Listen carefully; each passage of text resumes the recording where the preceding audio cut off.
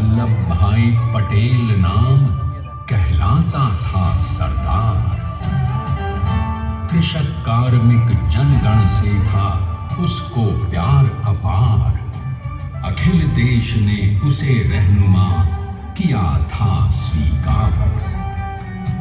गांधी बापू का शिष्य, सत्य अहिंसा का अवतार, किंतु एक भारत करने को धर लेता हथियार। लौह पुरुष संबोधन था वो लोहे की दीवार। तेज पुंज तुम, शक्तिपीठ तुम, बल का सागर अपरंपार। ऋणी देश का नम्र नमन तुम स्वीकारो सरदार।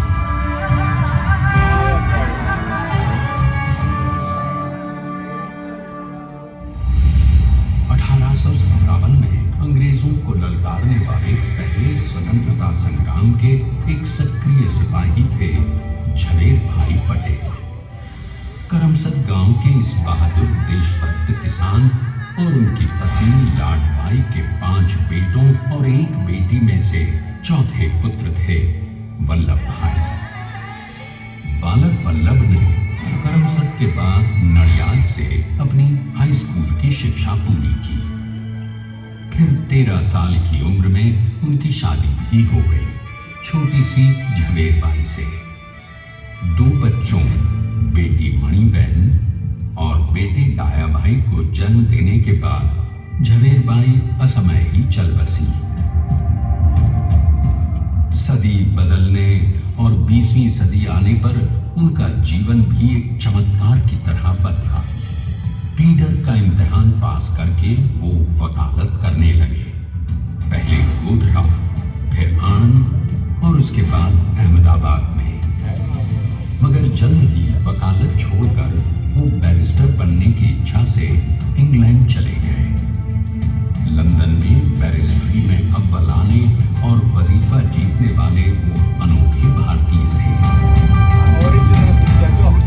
अब तो अहमदाबाद की वरिष्ठ अदालत में बैरिस्टर पटेल की जिरह और जीतों की धूम मच गई।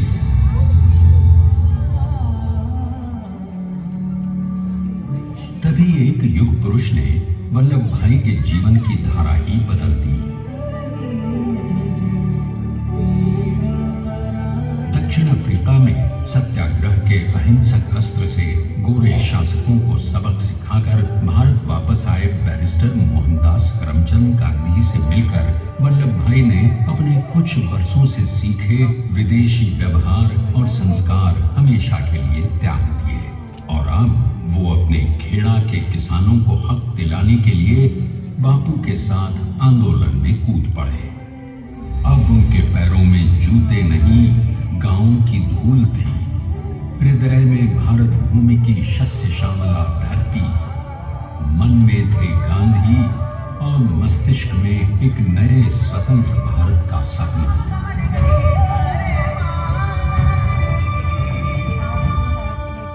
तभी बारडोली के मजबूर मजलूम किसानों की यातना का समाचार उनके पास पहुंचा।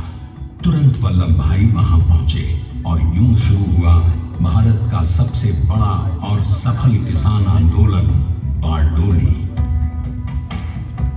वल्लभ भाई ने बारडोली के 87,000 किसानों को ऐसा अटल अडिग अचल मनोबल दिया कि अंग्रेजी सरकार हिल गई और 1 बरस के बाद उनका लगान माफ कर दिया गया। अब तो पूरे देश में लोग वल्लभ भाई के नाम की कस्में खाने लगे। स्वयं महात्मा गांधी ने कहा, अब वल्लभ भाई मेरे शिष्य या साथी नहीं, सारे देश के सरदार हैं और देश को मिल गया एक अनोखा असरदार सरदार।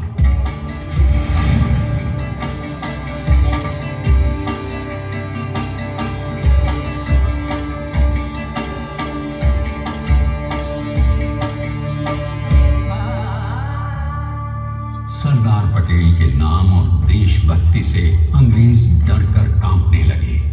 1930 के नमक सत्याग्रह और दांडी कूच में वो बापू से भी पहले गिरफ्तार किए गए। तो सन 1932 में फिर उन्हें बापू के साथ ही जेल में 2 सालों के लिए डाल दिया गया। मगर आजादी के दीवानों को, स्वतंत्रता के परवानों को कौन गिरफ्तार कर पाया है? जेल से छूटते ही सरदार को कांग्रेस के नए राष्ट्राध्यक्ष पद पर चुना गया और उनकी सरपरस्ती में राष्ट्रवादी भारतीयों ने तमाम ब्रिटिश सूबों में जीत हासिल कर वहां अपनी स्थानिक सरकारें बनाई।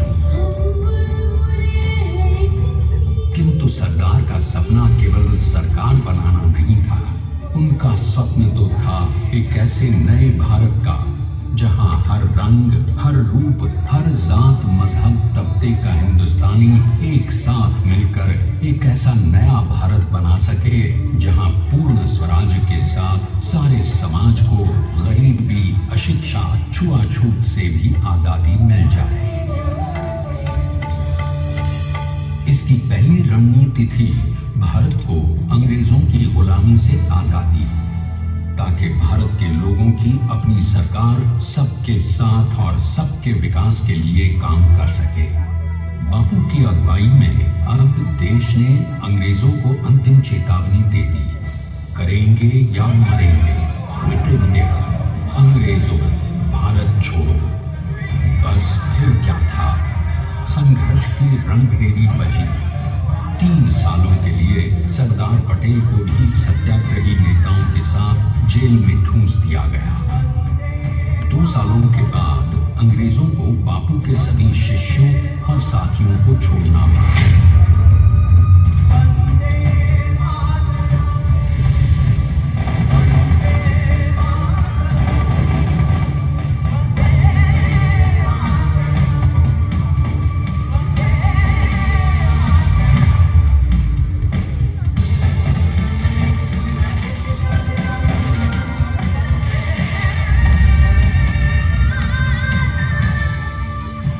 स्वतंत्रता के स्वप्न के सच होने के साथ अब सरदार पर कई एक नई जिम्मेदारियां थीं।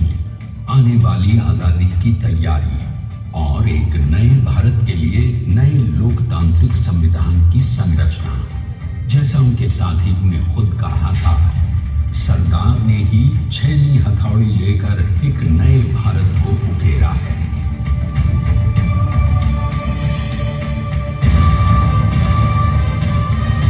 स्वाधीनता तो प्राप्त हुई, लेकिन खंडित भारत में भी उठते विभाजनवादी अंधकार को अभी दूर करना था। जब देश के खंड खंड होने का भय उत्पन्न होने लगा, तो सरदार ने निर्भय होकर खुद अपनी केंद्र सरकार और साथियों को भी चुनौती दे डाली और जम्मू कश्मीर को बचाने के लिए सारे देश का आकाश वायुयानों से भर गया।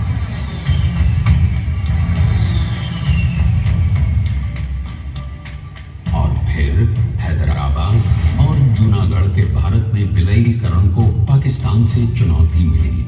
सरदार चाहते थे कि देश की 1 इंच धरती अब और विभाजित नहीं होनी चाहिए। नए भारत को एक करने के लिए समझा बुझाकर, मना कर 565 रियासतों को सरदार ने अपनी सूझबूझ, सदाशयता, संबल से एक नए स्वतंत्र भारत का अभिन्न अंग बना दिया। हमारे इतिहास में अखंड भारत के पुरुषार्थ का ये एक महानतम अध्याय है। जैसा उन्होंने स्वयं कहा था, हमें नए धागों को पुराने ताने बाने में ऐसे पिरोना है कि एक दूसरे में गुंथ जाए और बेहतरीन बनावट वाला एक नया भारत उभर कर सामने आ सके। अंततः अपने वज्र दृढ़ संकल्प से एक नया विराट विशाल एक भारत श्रेष्ठ भारत बनाकर दिखा ही दिया सरदार ने।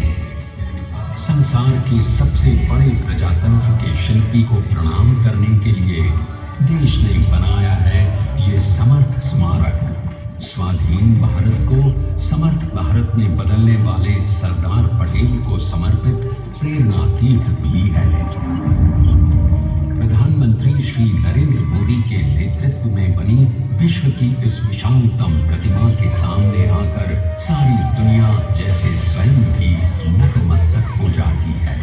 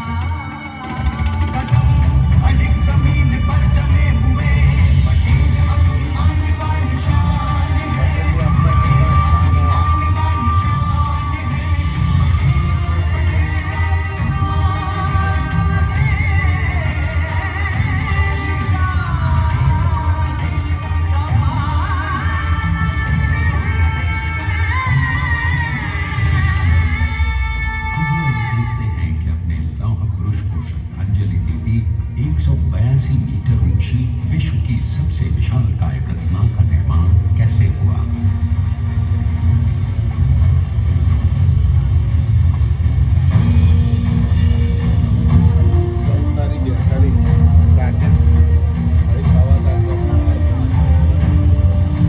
गगनचुंबी इस अद्वितीय पूर्व प्रतिमा को बनाने के लिए सबसे पहले नदी पर 4500 क्यूबिक मीटर का राफ्ट बना और फिर सीधा